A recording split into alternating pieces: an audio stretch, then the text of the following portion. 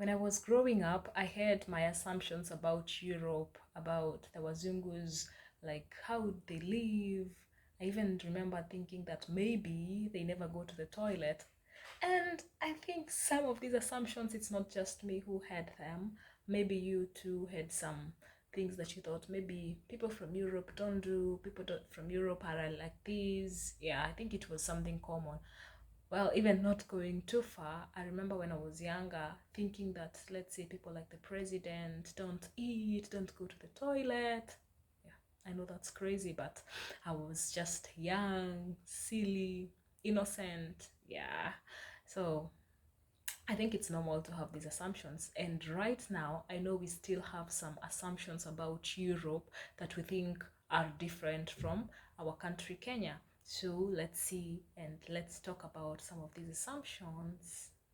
Hello guys, welcome back to yet another episode on my channel. And if you've not subscribed to this channel, kindly guys hit that subscribe button and comment, like, share, and you will be doing a great job and I will really appreciate. So on this episode, I will be talking about the assumptions that we as Kenyans have about Europe. Well, I've also had these assumptions, but it has come to be clearer that they're just assumptions, and I am going to help you to clear that assumption and know the truth about reality. So stay tuned and don't forget to subscribe as we see the assumptions that we have about Europe. The first assumption that we have about Europe is that everyone is rich.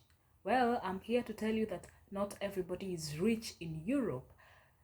I'm not trying to say that people here are not rich. People are very rich, and you can see that from the cars and the cars they drive, the houses they live in. You can tell that there are some very rich people here, and even with the salaries that they earn, you can tell that they are rich people here.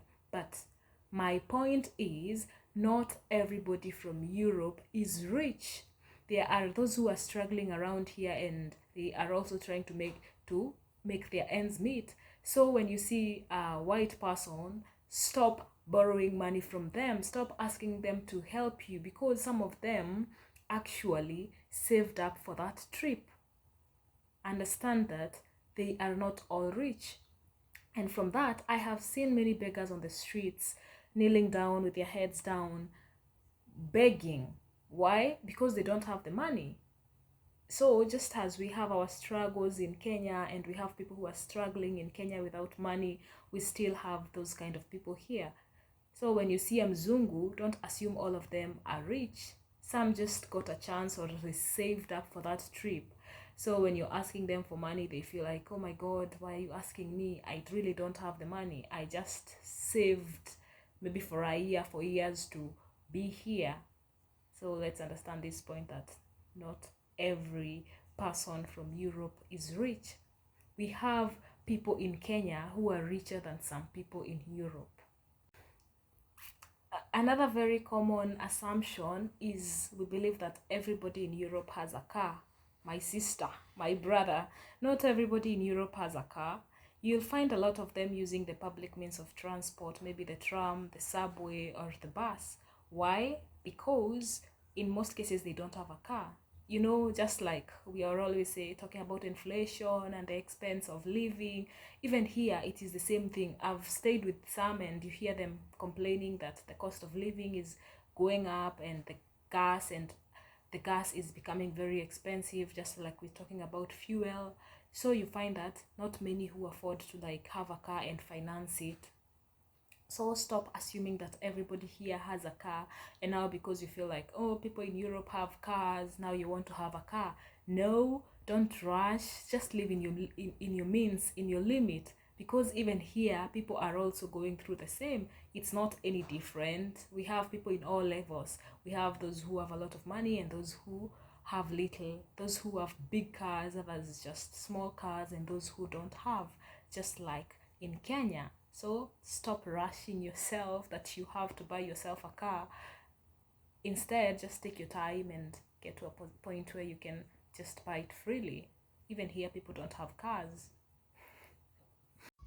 Well, let's say the number of cars you see in Kenya are way less than what you see in Europe, but reality is that still you'll find that many of them here in Europe using the public means of transport like the subway. You'll go to the subway and find so many people waiting, and even it is full, even the bus or the tram.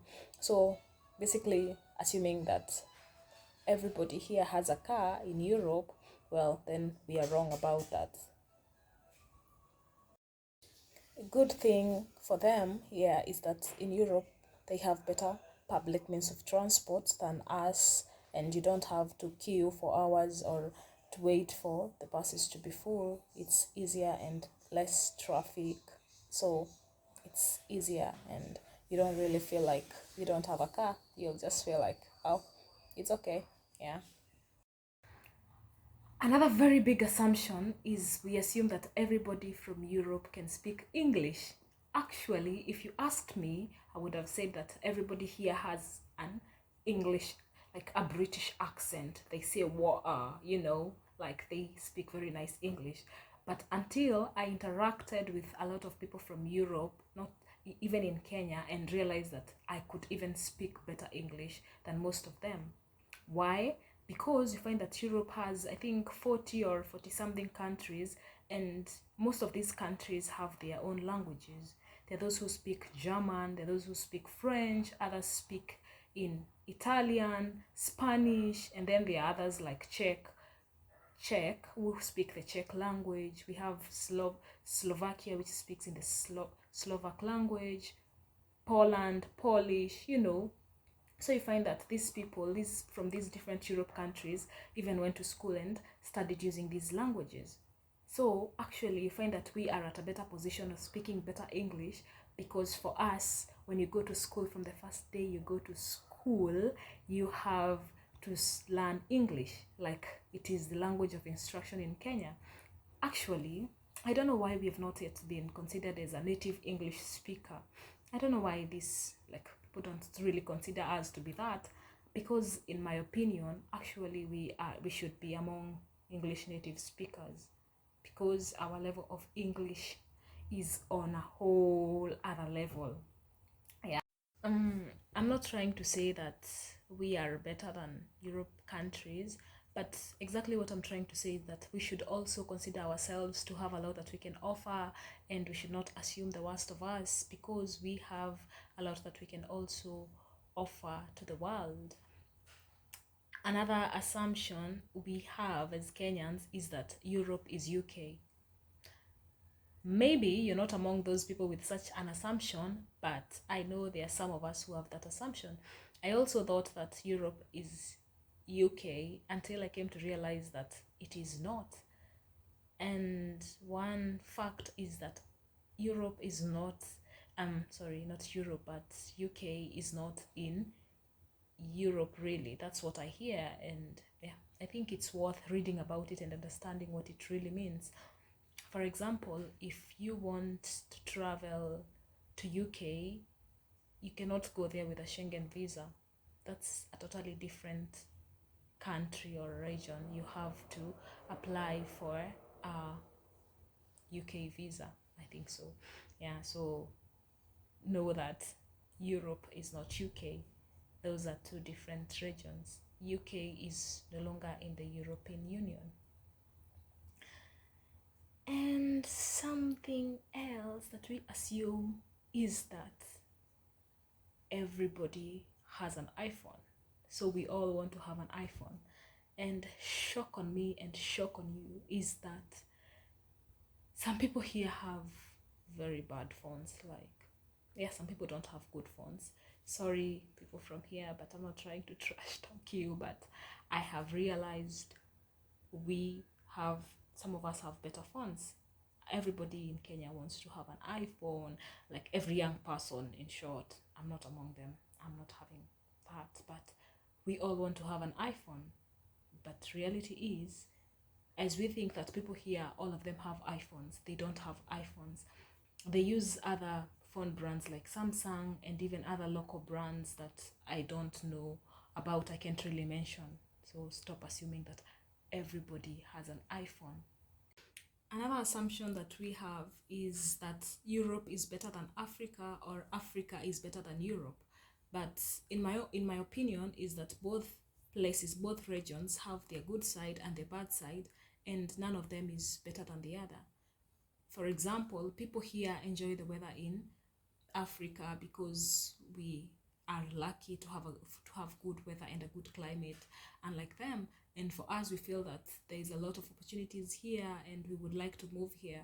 So each side has its good and bad side, which I think we should not assume that one side is better than the other, and all places have the good things to offer.